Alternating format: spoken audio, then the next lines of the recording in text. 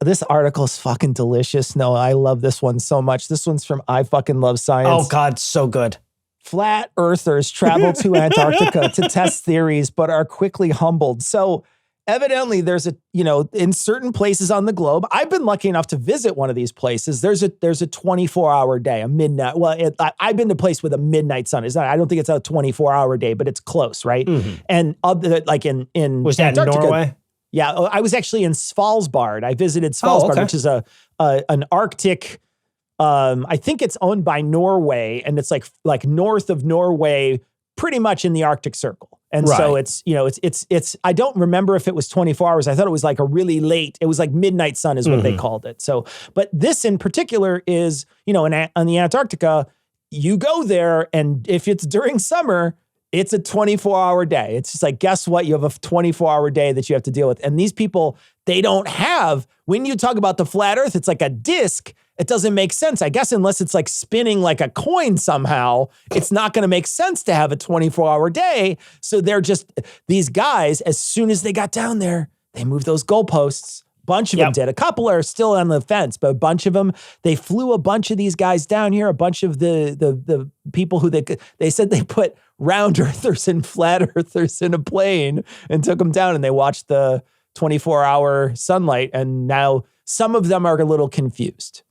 Yeah, so they brought, I think, four of each at the price of $31,000 a person. Woof. Some fucking pastor spent the money, and I'm glad that he did, because whatever pastors would otherwise do with the money is probably worse, generally speaking, right?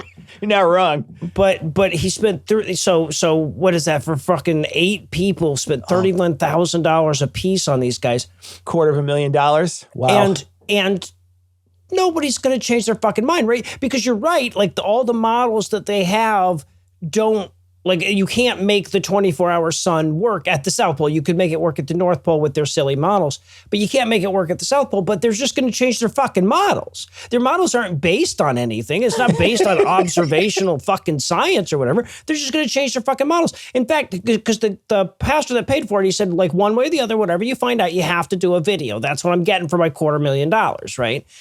So they all did a video together. And one of these assholes says, well, I don't want to tell you everything quite yet, but I have seen a demonstration where you could get a 24-hour sun at the rim of the planet and shit. But he doesn't go into any more detail because he doesn't want to say it in too much detail where somebody could go, well, we could test that while we're still here in South America. While we're here. Right? While we're here, we can just fly right back real quick and test that theory. Yeah. The worst part about being a flat earther is there's only so far you can move the goalpost because it's flat. So you can't just keep moving it forever. You get to the edge eventually. Right, and then you have to throw the goalposts over. Yeah. Eventually, we're going to pin them down. That goalpost can't move that far. It does kind of piss me off to know that, like, if I had just lied more and been more of an idiot, I could have got a trip to Antarctica out of it.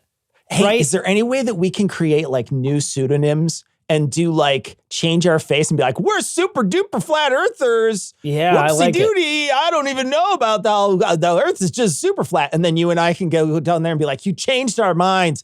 Blown away. Yeah, amazing. there you go. Or they put us in orbit. Like we see if there's some way they can get us up. Oh, yeah. You know what I mean? Like there's a couple of ways we can angle this. Yeah, no, we need to leave Tom off of this list because you've seen his citation needed episodes. He's dying to be in a situation where he has to eat one of us, right? Or he has to eat somebody who goes first. So we don't want him along for it. He would 100% shipwreck the ship on purpose just so he could eat somebody else. Yeah. Exactly. So I don't think we need him along, and I don't think we have to worry about Eli or Heath even wanting to come. So yeah, I'm in. Want to be there. Yeah, outside for Eli, hard pass. Yeah. He'd be like, no, I'm good.